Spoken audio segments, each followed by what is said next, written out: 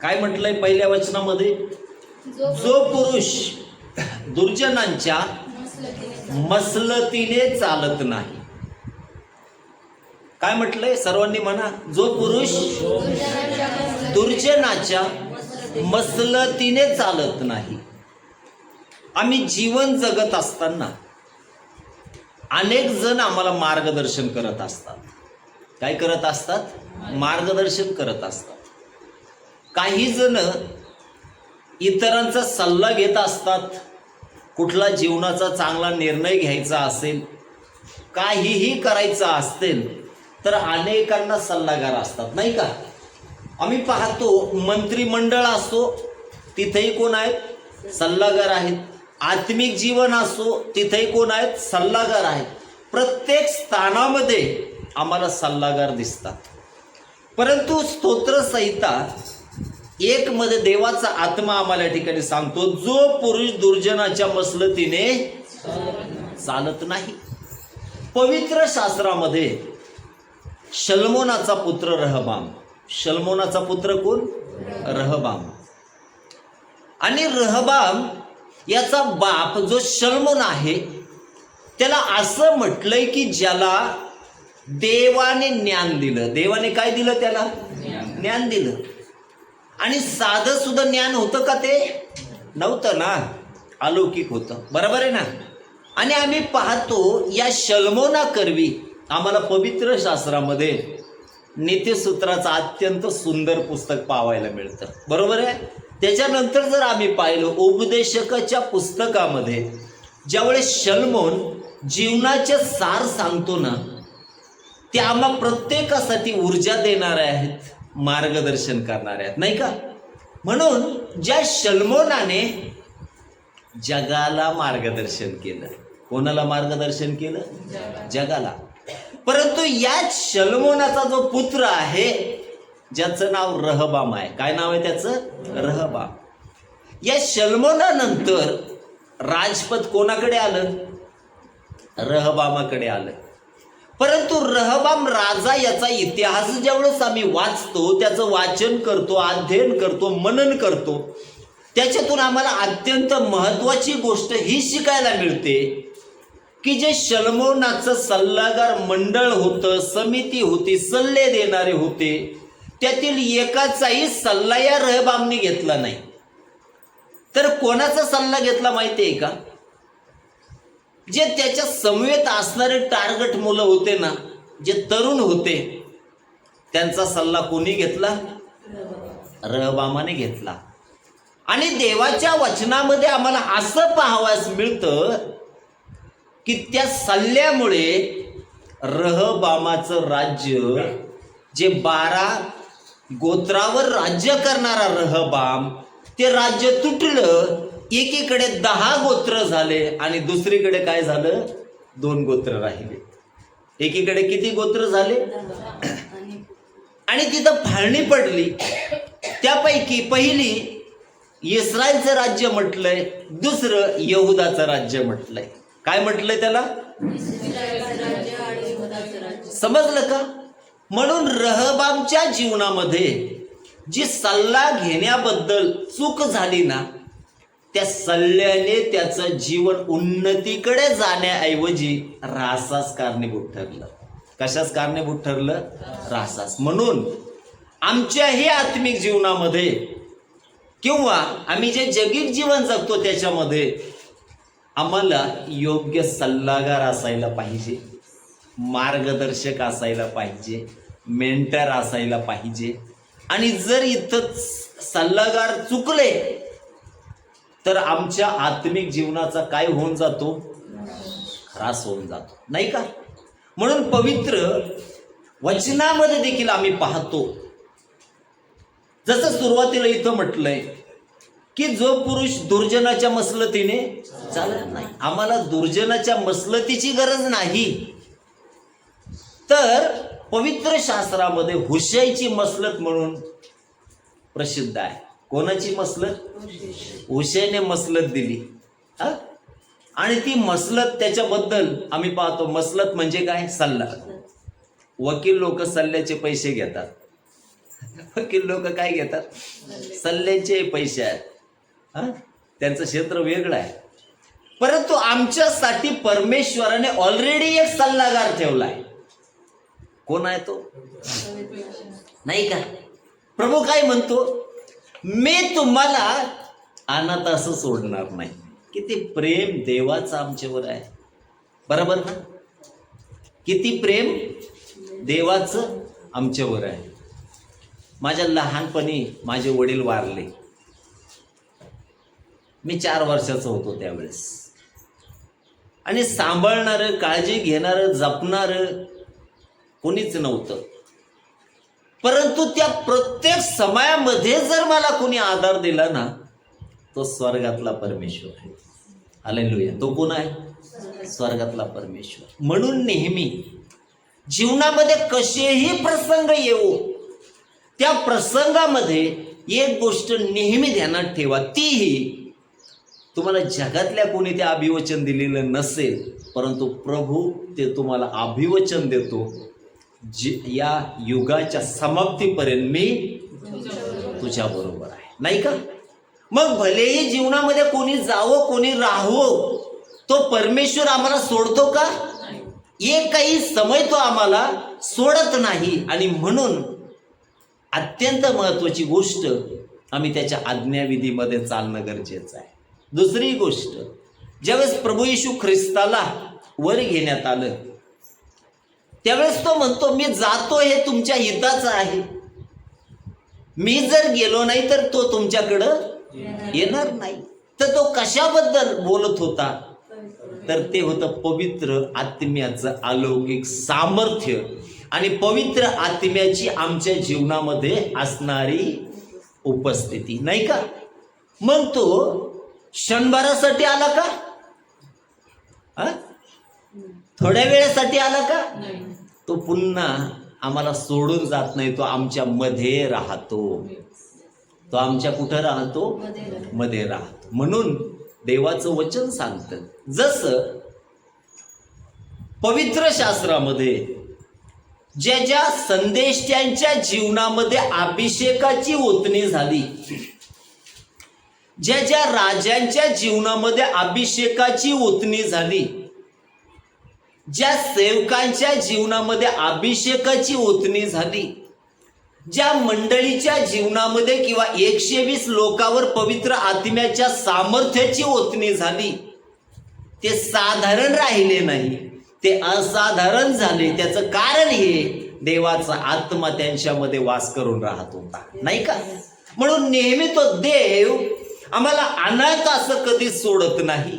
आणि म्हणून तो आमच्या बरोबर राहतो. आणि त्याही पेक्षा महत्वाची गोष्ट, त्याला मार्गदर्शक म्हटलंय. जर आम्ही आत्म्याच्या मार्गदर्शनाखाली चाललो ना, जीवनामध्ये चुकीचे निर्णय आम्ही घेणार नाही. नाही का? नीतिसूत्र अध्याय 3, 1, 2, 3, 4, 5 काही वाचू नका. त्या ठिकाणी म्हटलंय, तू आपल्या संपूर्ण मनाने आपल्या मार्गामध्ये त्याचा आदर कर, म्हणजे तो तुझा विनाकारण मार्गदर्शन करतो का? आज्ञाविधीचं पालन आमच्या जीवनात असायला पाहिजे.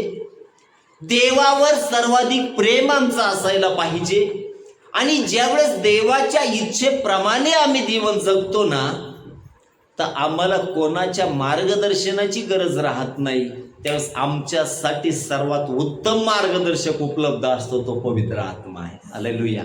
म्हणून प्रेषितीय काळामध्ये प्रेषितांना चालवणारा कोण होता? पवित्र आत्मा. संदेश त्यांना चालवणारा कोण होता? पवित्र आत्मा. मंडळीला चालवणारा कोण होता? पवित्र आत्मा. आणि तोच आत्मा जर आमचा मार्गदर्शक असेल, तुम्हाला वाटतं का तुम्ही जीवनामध्ये मार्ग भटकले जाल? नाही का? म्हणून नेहमी सर्व स्थितीमध्ये देवाच्या आत्म्याची मार्गदर्शनाची अपेक्षा करा. ज्यावेळेस देव तुम्हाला लीड करायला लागेल ना, मी तुम्हाला सांगेल, तुमच्या जीवनाचा ट्रॅक कधीही भरकटला जाणार नाही. नाही का? म्हणून आमचा मार्गदर्शक कोण असावा? प्रेषित पौल सेवा कार्य करत असताना ज्या भागामध्ये त्याला जायचं नव्हतं ना, देवाच्या आत्म्याने सांगितलं तिकडं जाऊ नको, नाही का? तो थांबून घेतलं ना. तसं जीवनाचेही निर्णय घेताना जर आम्ही देवावर विसंबून राहिलो तर आम्हीही अयोग्य निर्णय कधीही घेणार नाही आणि आमची फसगत होणार नाही. म्हणून वचनामध्ये म्हटलंय, जितक्यांना देवाचा आत्मा चालवतो तितके देवपुत्र आणि देवकन्या आहेत, नाही का? म्हणून आमचं जीवन कशाद्वारे चालवलं जायला पाहिजे? कशाद्वारे? कशाद्वारे? आत्म्याद्वारे चालवले जा. ज्यावेळेस देवाचा अभिषेक आमच्या जीवनात राहतो त्यावेळेस देवाचा आत्मा आम्हाला चालवतो. परंतु ज्यावेळेस आम्ही देहाच्या अधीन राहतो त्यावेळेस दुरात्मे आम्हाला चालू लागतात, नाही का? म्हणून आम्ही नेहमी कोणाच्या अधीनतेमध्ये असावं? पवित्र आत्म्याच्या, जेणेकरून त्याने आम्हाला चालवावं. दुसरी गोष्ट इथं सांगितली, पापी जनांच्या मार्गात उभा राहत नाही. मग असा कोणता मार्ग शोधावा? सगळ्या मार्गाने कोण जातात? सगळ्या मार्गाने कोण जातात? मग काय पाय डोक्यावर घेऊन जायला? जास्त करून मार्गाने कोण जातात? जगामध्ये जास्त कोण आहेत? अधिक पापी आहेत ना, कठीण आहे. आणि वचनामध्ये म्हटलंय, पापी जनांच्या मार्गात उभा राहत नाही. याचा अर्थ काय? काय अर्थ याचा? पवित्र शास्त्रामध्ये 2 मार्गाबद्दल पवित्र शास्त्र आम्हाला शिकवतं. एक मार्ग जो रुंद व पसरट आहे, दुसरा मार्ग कसा आहे? अरुंद आहे. आणि त्या रुंद मार्गाने जाणारे पुष्कळ आहेत. परंतु वचन सांगतं, अरुंद मार्ग ज्यांना सापडतो ते किती आहेत? त्याच्यामध्ये तुम्ही आणि मी असावं. परंतु याच्यामधून जात असताना त्रास आहे. अरुंद मार्गाने जात असताना त्रास आहे, कष्ट आहेत बरं का. अरुंद मार्गाने जाताना काय आहे? कष्ट आहेत, परीक्षा आहेत, बरोबर ना. आम्हाला आमच्या जीवनातलं सिद्ध करावं लागतं, देवावर आम्ही प्रेम करत आहोत. अडचणी आहे, अडखण आहे, अनेकदा दारिद्र्य आहे, अनेकदा डोळ्यामध्ये अश्रू आहे, अनेकदा काट्यावरून चालणं आहे. कोणत्या मार्गाने चालताय ना? अनेकदा अश्रू आमच्या डोळ्यामध्ये असतात. परंतु जो नेटाने पुढे जातो ना, श्रीमंत मनुष्याने जीवनभर ऐशाराम केलं, त्याला कुठल्याही गोष्टीची कमतरता नव्हती. परंतु ज्यावेळेस समय बदलला, श्रीमंत मेला आणि लाजरही मेला, आम्हाला श्रीमंत नरकात दिसतो जो त्या रुंद मार्गाने चालला होता. तो रोज ख्याली खुशाली करायचा, बरोबर ना. परंतु जो त्याच्या मेजाभोवती पडलेला चुरा खाऊन जगायचा ना, तो लाजर आम्हाला अब्राहमाच्या उराशी टेकलेला दिसतो, बरोबर ना. मग कष्ट आले, दुःख आलं, त्याला विचारणारं कोणी नव्हतं. कुत्रे येऊन त्याचे फोड चाटीत होते, कोण त्याच्या दुःखाला मदत म्हणूनही आलं नाही. परंतु तो अब्रामाच्या उराशी यामुळे होता, तो विश्वास पात्रतेचं जीवन जगला, नाही का. म्हणून आमच्याही जीवनामध्ये कष्ट येतील, वादळ येतील, दुःख येईल, समस्या वारंवार येत राहतील. अनेकदा डोळ्यात जरी अश्रू नसले, अंतःकरण आमचं रडत राहील. तुमचे अश्रू कदाचित जगाला दिसणार नाही, परंतु ज्यावेळेस प्रभूच्या समयामध्ये तुम्ही असाल ना, तुमच्या डोळ्याच्या अश्रू पुसण्यासाठी तो सर्वसमर्थ परमेश्वर समर्थ आहे, नाही का. म्हणून नेहमी आम्ही देवाच्या इच्छेला प्राधान्य देणं गरजेचं आहे. म्हणून रुंद मार्गाने जाणारे किती आहेत? पुष्कळ आहेत. परंतु अरुंद मार्गाने जे जाणारे आहेत ते थोडके आहेत म्हटलंय, त्याच्यामध्ये तुम्ही आणि मी असायला पाहिजे, नाही का? म्हणून अनेकांना वाटतं जर प्रभूमध्ये मी आहे नेहमी आनंदच असायला पाहिजे. परंतु आम्ही इयोबाच्या जीवनातून शिकावं. पत्नीला तो बोलतो, नेहमी देवाकडून सुखच घ्यावे काय, दुःख घेऊ नये काय. हालेलुया. काय म्हणतो तो? नेहमी त्याच्याकडून सुखच घ्यावं का, दुःख नको का? भोगलं ना जिथपर्यंत आहे तिथपर्यंत सुख. परंतु ज्यावेळेस दुःख येतं ना, तो आमच्या परीक्षेचा काळ असतो. त्यावेळेस कदाचित आम्हाला मदत करणारं कोणी असणार नाही, आमच्या साह्यासाठी कोणी येणार नाही. परंतु वचनामध्ये म्हटलंय, जर आम्ही देवाला सोडलं नाही ना, तो देव क्षणभर देखील आम्हाला सोडत नाही. परंतु ते दिसण्यासाठी आत्मिक नेत्र उघडे असायला पाहिजे. जे इयोबाला दिसत होतं, ज्यावेळेस दिवस बदलले, परमेश्वराने इयोबाची परिस्थिती देखील बदलली. म्हणून म्हटलंय, विश्वासाबरोबर विश्वास, आशा आणि प्रीती ही तिन्ही टिकणाऱ्या, परंतु त्याच्या पैकी प्रीती ही श्रेष्ठ आहे. परंतु वचन सांगतं विश्वासाबरोबर आशा येते. कोणाची? विश्वासाबरोबर कोण येते? आशा. आणि आशा लाजवत नाही, नाही का? आम्हाला आशा असायला पाहिजे. मेरे दिन बदलने वाले, हालेलुया, नाही का? माझे दिवस बदलतील, माझी परिस्थिती बदलेल, माझं कुटुंब बदलेल आणि देव मला धुळीतून उचलून आशीर्वादाकडे घेऊन जाईल, नाही का? ही आशा आमच्या जीवनात असायला पाहिजे. तोच तर विश्वास आहे. तिसरी गोष्ट इथं म्हटली, आणि निंदकाच्या, काहींचं हे क्षेत्र खूप आवडीचं. इथं पानं जर उलटले ना, महिला जेवण बाजूला ठेवतील. परंतु हे तिसरा कार्यक्रम. म्हणून नेहमी एका सेवकाच्या मी घरी गेलो आणि त्याने घरामध्ये एक बोर्डच लावला होता.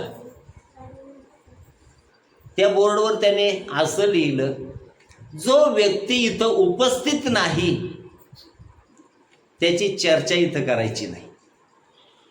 त्याची चर्चा काय होतं त्याच्यामुळं? बरोबर ना? काही वेळेस आपण एखाद्याची निंदा करतो. कधी? ज्यावेळेस तो उपस्थित नसतो. अरे जर चुकाच आहे तर तुमच्या दम येतं त्याच्या तोंडावर सांगा ना, नाही का? कशावर सांगा?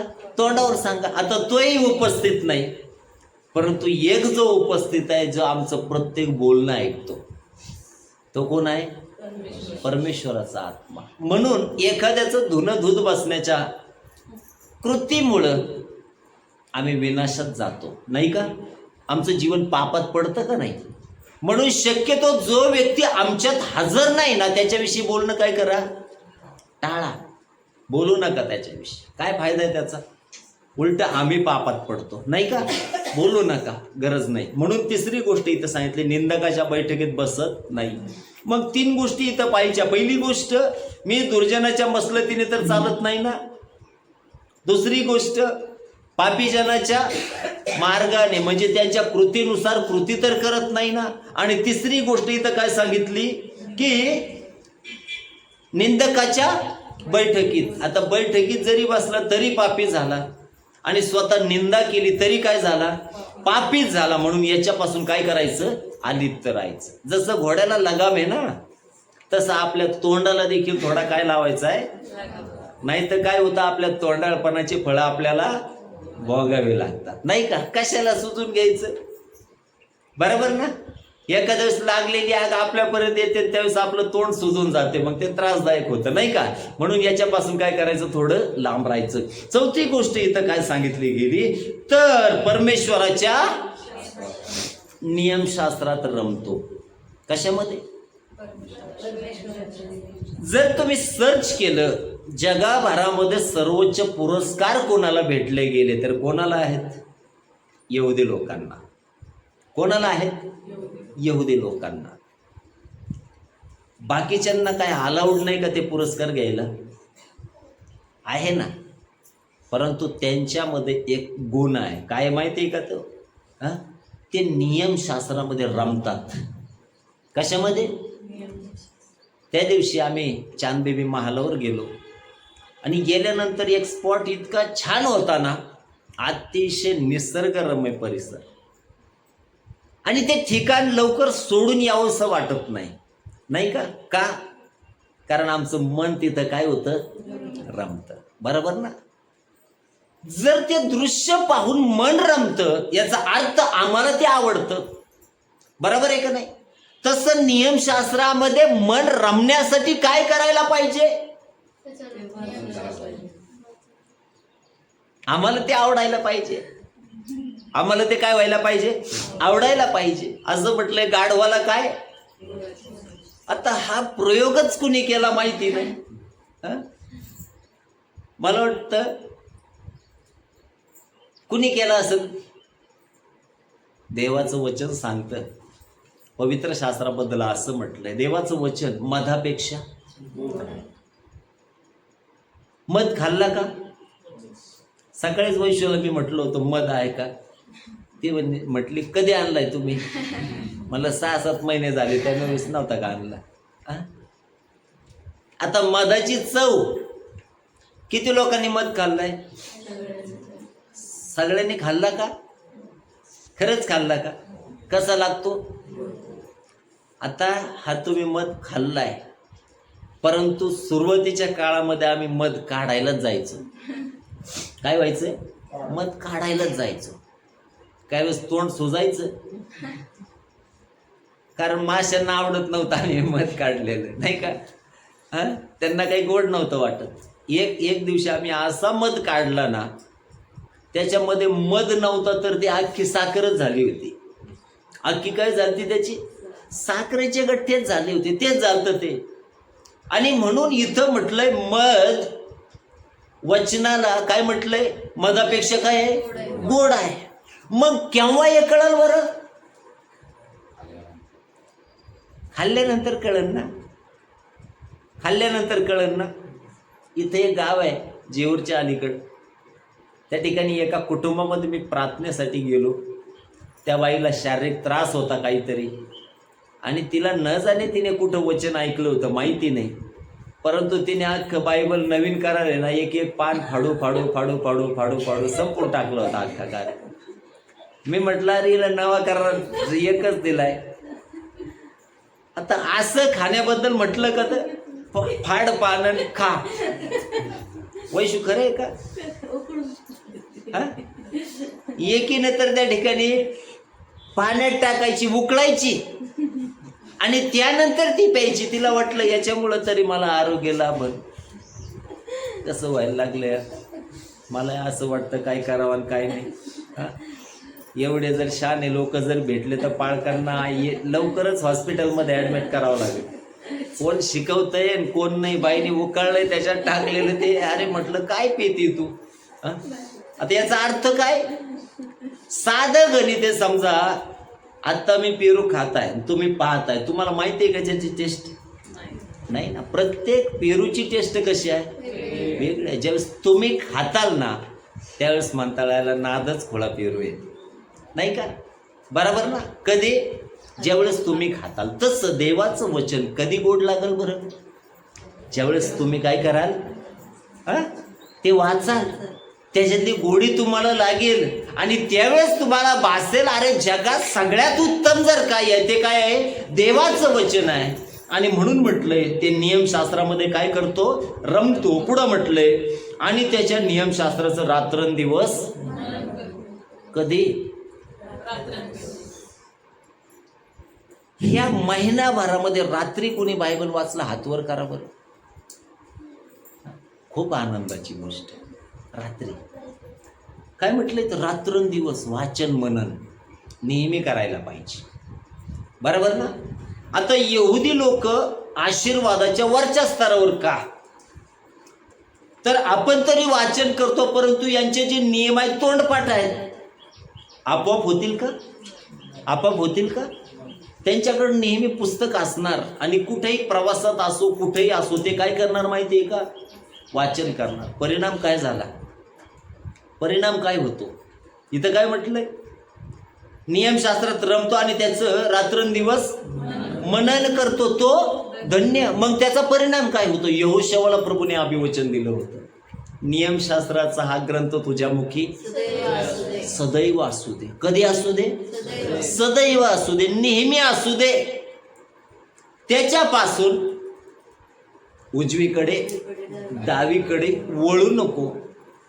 म्हणजे तू जाशील तिकडे तुझा देव परमेश्वर तुझ्या बरोबर असेल. केव्हा? जेवढंच नियमशास्त्राचा ग्रंथ कुठं असेल?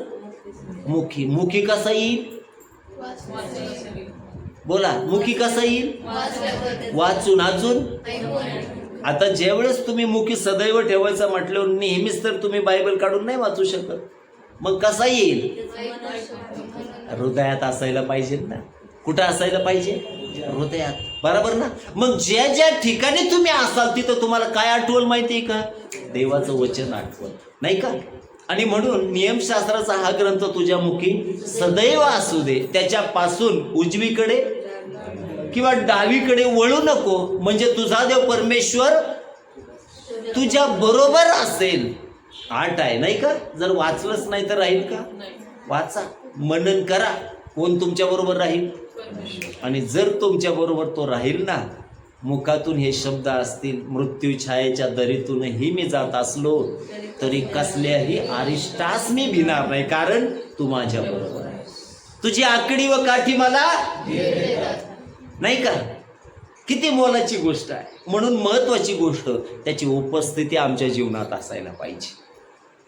2-3 दिवसापूर्वी माझ्या एका भाषेचा मला कॉल आला आणि ज्यावेळेस मी त्यांच्या घरी गेलो होतो, मी घरात एंट्री टाकली आणि त्यांच्या कुटुंबामध्ये ज्यांच्या जीवनात दुरात्म्याचा त्रास होता ते नाचायलाच लागले लगेच. तिने डोळ्याने पाहिलं. ती म्हटली, अरे मामा तू एंट्री केली तर कार्यक्रम असा झाला. ती म्हटली बॉम्बेला राहते. ती म्हटली माझ्याकडे ये.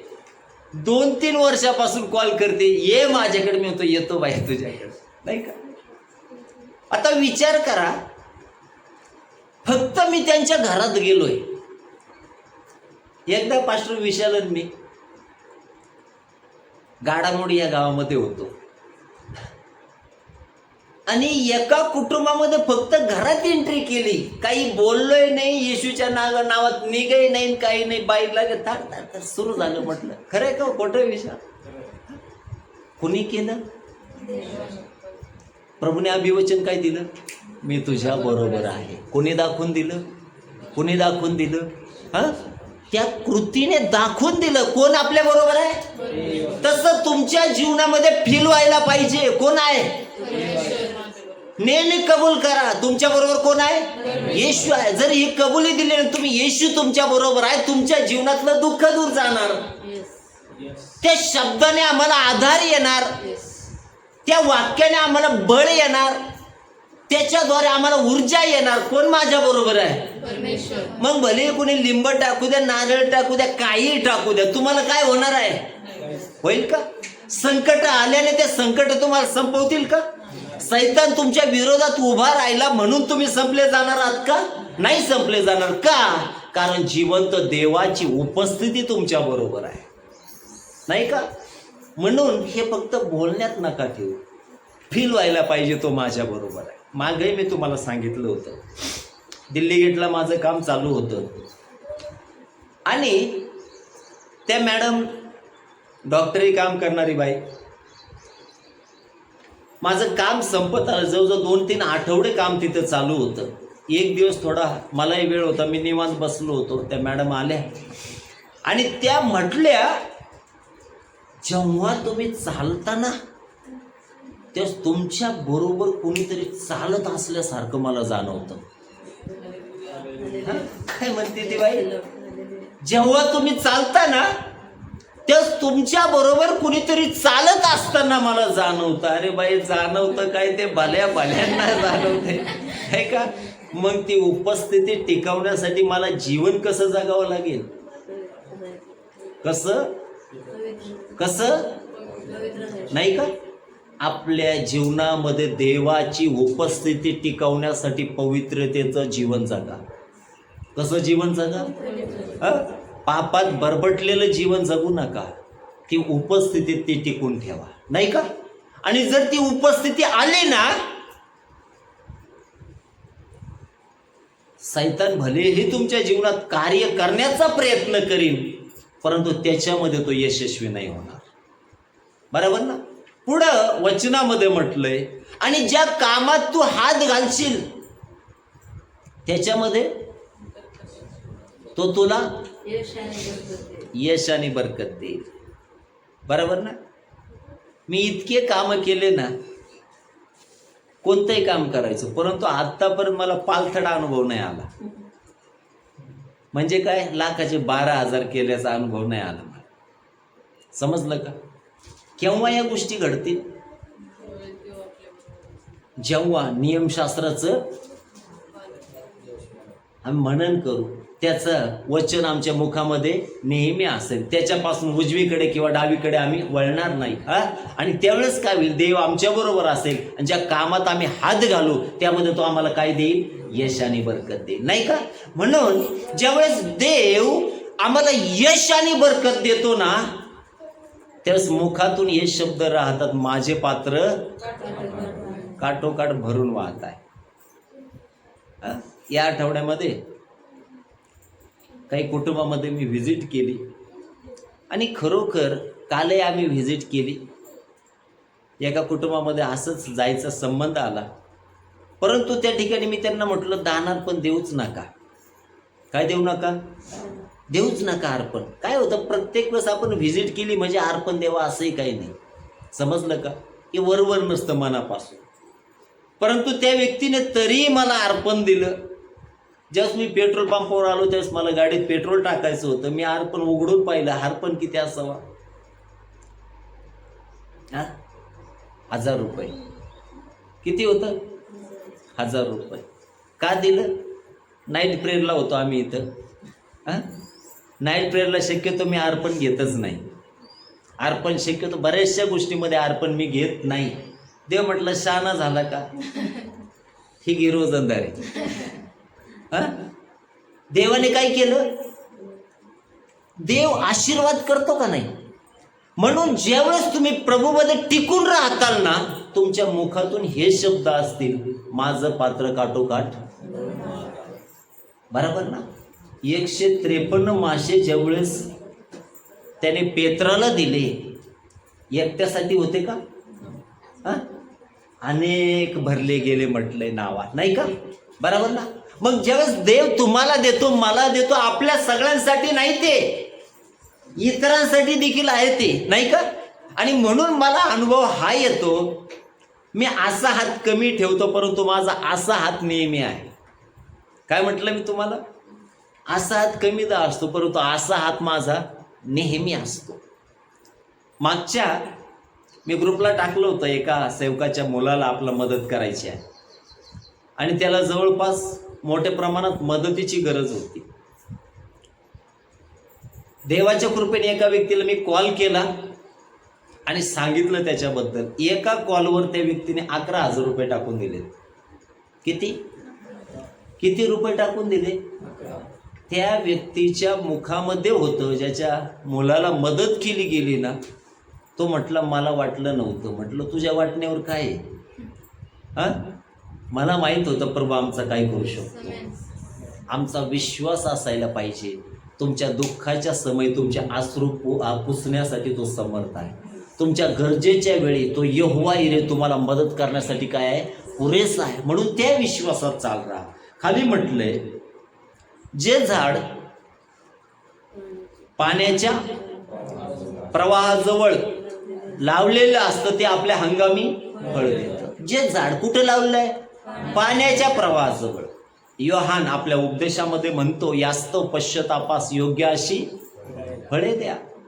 पश्चातापास योग्य अशी फळे द्या. आणि इथं तर वचन सांगतं, जे झाड कुठं लावलंय? पाण्याच्या प्रवाहाजवळ ते आपल्या हंगामी फळ देतं. याचा अर्थ काय? याचा अर्थ काय?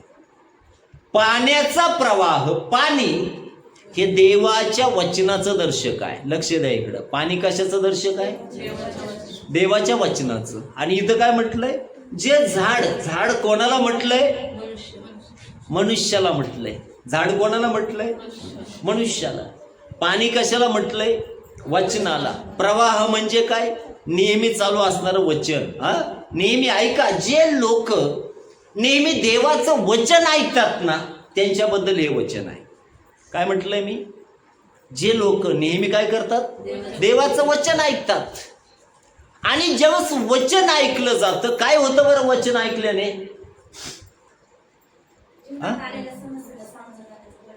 वचनाकरवी बळ मिळतं. तिमोथेय 3:16. प्रत्येक शास्त्राला एक सद्बोध काय मिळतं आम्हाला त्याच्यातून? सद्बोध, चांगला बोध मिळतो. काय करावं काय नाही. दुसरं दोष दाखवणं. काय करतं वचन? पाप जाणवतं आम्हाला. अरे मी पापी आहे, मी चुका केलेल्या आहेत, नाही का? मी काय केले आहेत? आता मी एक बोललो, निंदकाच्या बैठकीत बसत नाही. आता ज्यावेळेस आपलं त्या वचनाशी लागूकरण करतो ना, याच महिनाभरात कोणी हा कार्यक्रम केलाय त्यांच्या समोर चित्र आलं असेल. ते कुठं धुणं धुवून आल्यात, नाही का? कुठं धुणं धुतलं, बरोबर ना? लगेच काय होऊन जाते? जाणीव होऊन जाते ना. वचन आपल्याला जागृत करून देतं. प्रत्येक शास्त्र सद्बोध, दोष दाखवणे. तिसरी गोष्ट, मग दोष दिसल्यानंतर मनुष्य काय करतो? पश्चाताप करतो. काय करतो? पश्चाताप, बरोबर ना? आत्म्याने जाणीव करून दिली पापाची, त्यावेळेस काय येतो? पश्चाताप. पश्चाताप झाला म्हणजे तिथं मनुष्यामध्ये काय आली? सुधारणूक आली ना. त्याच्यानंतर सुधारणूक आली ना. आणि ज्यावेळेस तो पश्चाताप करून चांगलं जीवन जगतो, मग तिथं काय आलं? नीती शिक्षण. मग चांगल्या व्यक्तीने कसं जगावं, राहावं, या 4 गोष्टी आम्हाला कशात दिसतात? वचनामध्ये, बरोबर ना? मग ज्यावेळेस हा वचन ऐकतो नेहमी, त्याला या 3ही गोष्टी दिसतात आणि त्याला आपल्या पापाची जाणीव होते का नाही? बरोबर ना? मग पापाची जाणीव झाली म्हणजे मनुष्य काय करतो? पश्चाताप करतो, बरोबर ना? पश्चाताप केला म्हणजे काय होतं? आपले बिघडलेले देवाशी नातेसंबंध पुनर्स्थापित होतात. देवाशी आपला संबंध पुन्हा स्थापित होतो, नाही का? म्हणून पेत्राला ज्यावेळेस म्हटलं, पेत्राने म्हटलं तुम्ही येशूला वधस्तंभावर खिळून मारलं. ते म्हटले मग आता आम्ही काय करावं? त्याने म्हटलं बाप्तिस्मा घ्या, पश्चाताप करा, बाप्तिस्मा घ्या, म्हणजे पवित्र आत्म्याचं दान तुम्हाला मिळेल, प्राप्त होईल, नाही का? स्टेप आहे सगळ्या गोष्टीच्या. म्हणून इथं म्हटलं पवित्र आत्म्याचे दान तुम्हाला प्राप्त होईल. मग दान आल्याने काय होईल? 2 गोष्टी, वरदानं तुमच्या जीवनात येतील आणि दुसरी गोष्ट फळं तुमच्या जीवनात येतील. काय येतील? काय येतील? फळं. आता इथं काय आलं वचन? ते झाड काय करतं? आपल्या हंगामी फळं देतं. आता अनेकदा स्वतःच्या जीवनाचं अवलोकन करा. जर पाप जीवनात आहे ना, तर तुम्हाला पवित्र आत्म्याच्या फळाच्या विरोधात काम आपल्या जीवनात दिसत नाही का? परंतु जेव्हा आम्ही पवित्र आत्म्याने भरलेलं राहू ना, तेव्हा वेगळं काम आपल्या जीवनात दिसत. समजतं का? या आठवड्यामध्ये 2 दिवसापूर्वी मी फोटो टाकला होता. एक ग्रॅज्युएशन कार्यक्रमासाठी मला जावं लागलं आणि बायबल कॉलेजचं ग्रॅज्युएशन होतं, BTAचं. आणि ज्यावेळेस मी गेलो ना, तिथं असा एक व्यक्ती आला होता, जवळपास 35,000 रुपये या व्यक्तीने माझे बुडवलेत. किती? 35 रुपये नाही, किती? 35,000 रुपये. मागं मी जीव लावला त्याला. परंतु काल ज्यावेळेस त्या कार्यक्रमाला मी होतो, वास्तविक मी बोलायला पाहिजे होतं त्याच्याबरोबर, लांबून. जवळ गेलो, त्याला म्हटलं अभिनंदन. याचा अर्थ त्या पैशावर मी पाणी वतलं, जाऊ दे मग. समजलं का? सोपं आहे का? सोपं आहे का? अगोदर असतो त्याचं गचंडलं असतं हा, त्याला 4 चौघा दोन ठेवून दिले असतात इकडून तिकडून. परंतु जेव्हा अभिषेक जीवनात येतो ना प्रियांनो, माणूस आतूनही बदलला जातो आणि वरूनही काय होतो, बदलला जातो. म्हणून ते हंगामी काय देतं. मग काही हंगामी आहेत 40 दिवसात फळं, चपलाही घालणार नाही. किती दिवसात? अफाट फळं, पानच दिसत नाही त्यांच्यावर. आणि जे रेग्युलर मंडळीत जातात त्यांना वाटतं याला आमचीच धार्मिकता कमी झाली काय काय ह्याला असं हा उगावला, याचा आलेख जर मी पाहिला बाबा बाबा. किती दिवसात? तो 40 दिवस पूर्ण व्हायची वाट पाहत राहतो. काही जण वर्ज्य करतात. किती दिवस? 40 दिवस पेत नाही. सलाम त्यांच्या धैर्याला. किती दिवस? परंतु 41व्या दिवशी तुम्ही त्यांना जर शोधायला गेलं ते घरीच भेटणार नाही तुम्हाला. कुठं दिसतील?